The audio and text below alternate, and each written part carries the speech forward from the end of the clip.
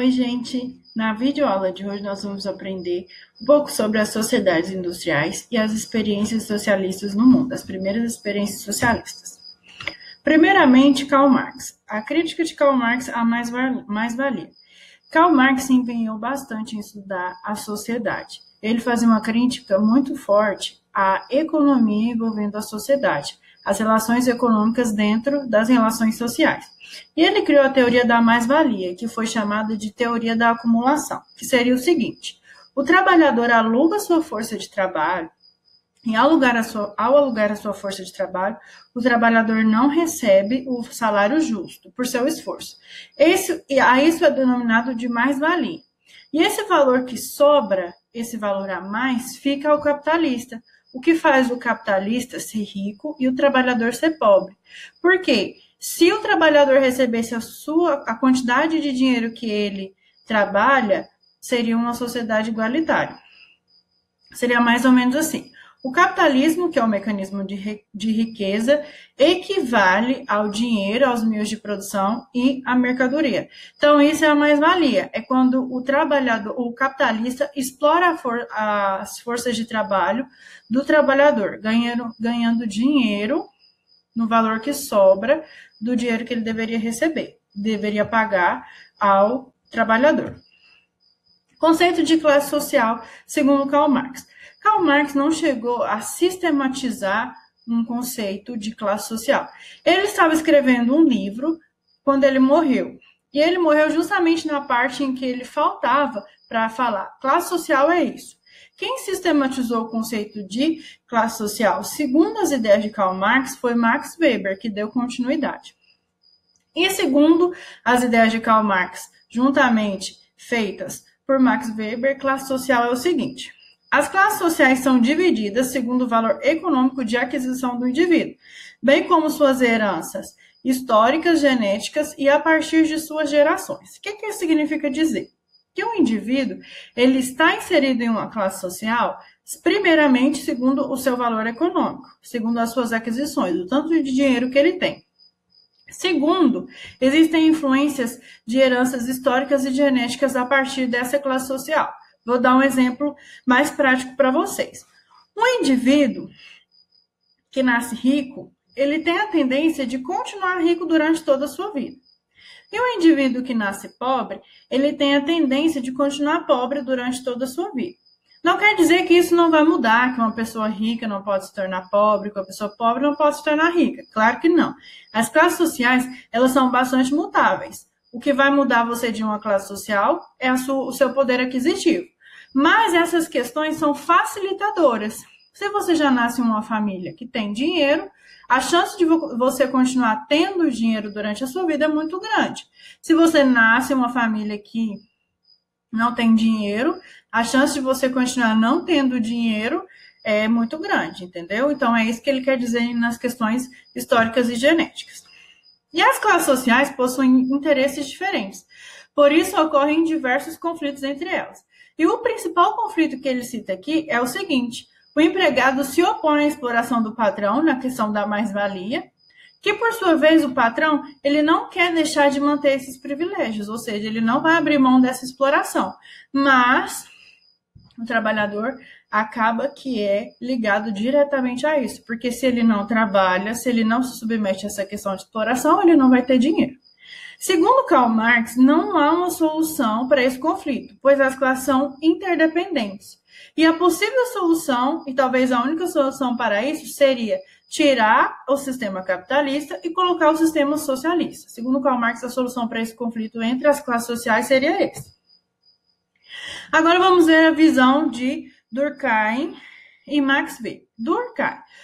Durkheim criou um conceito chamado conceito de solidariedade. Esse conceito é subdividido em dois. Significa o seguinte: a sociedade garante a sua coesão porque está ancorada nos seus acordos, em acordos dos indivíduos. E essas duas subdivisões são a solidariedade mecânica, que é compartilhar crenças e interesses em comuns, e isso liga à sociedade, e a solidariedade orgânica, que são dispares e a consciência individual é acentuada. Segundo o Durkheim, a solidariedade orgânica ela é mais difícil de ser sistematizada, porque a consciência individual ela é muito maior do que a solidariedade mecânica. Por quê? Porque na solidariedade orgânica, as pessoas estão ligadas mais às questões econômicas do que às questões sociais, questões de crença, cultura, etc. Tá bom? Weber ele fez um livro analisando a sociedade protestante em relação à economia. E ele chegou à seguinte conclusão. Analisou a interferência do protestantismo nas relações sociais e entendeu que a ética protestante argumentava que o sucesso era uma bênção divina e por esse motivo as empresas obtinham lucros. Então, Weber questionou muito a questão das crenças em relação à economia, tá bom? As experiências socialistas. A primeira grande experiência socialista do mundo foi na Rússia. A Rússia, até então, era denominada pelos Césares, e eles passavam por um período de dificuldade financeira, onde a população estava vivendo com uma baixa qualidade de vida e tudo mais. Aí teve o primeiro levante. O primeiro levante dos proletariados eram em busca de melhores condições de vida, melhores condições sociais, etc. Mas logo esse levante não teve força, não foi unificado, e logo ele deu uma parada. O segundo levante foi liderado por Stalin e Lenin, que tomou o poder e em 1922 criou a URSS, que é a União das Repúblicas Socialistas Soviéticas. O Estado passou a controlar tudo, as questões econômicas e as questões sociais. E a União Soviética passou a ser uma grande potência militar, tanto que eles conseguiram, juntamente com o capitalismo dos Estados Unidos, derrubar o governo alemão, que era o governo de Hitler, tá? Na Segunda Guerra Mundial. Acabou a Segunda Guerra Mundial, alguém precisava reconstruir a Alemanha. E aí começou a ter o conflito entre a União Soviética e os Estados Unidos. A União Soviética queria impor o socialismo na Alemanha. E os Estados Unidos queriam impor o capitalismo na Alemanha, tá bom? O que se findou a União Soviética?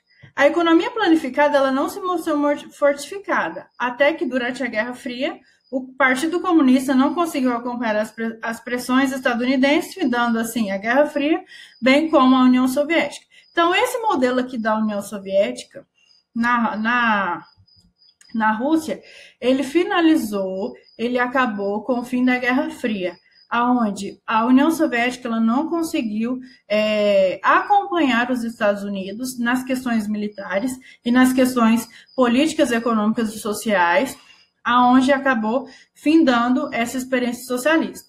A União Soviética se dissoluiu, foram criados vários países e o país Rússia voltou a ser chamado de Rússia, tá bom? O socialismo na Alemanha está inteiramente ligado à União Soviética. Por quê? Durante a Guerra Fria, a Alemanha foi dividida em duas partes, a socialista e a capitalista. E isso foi construído um muro entre as duas, conhecido como Muro de Berlim. Esse muro ele foi construído porque as pessoas da parte socialista elas estavam migrando muito para a parte capitalista. Então, para impedir que isso acontecesse, eles criaram um muro, construíram um muro.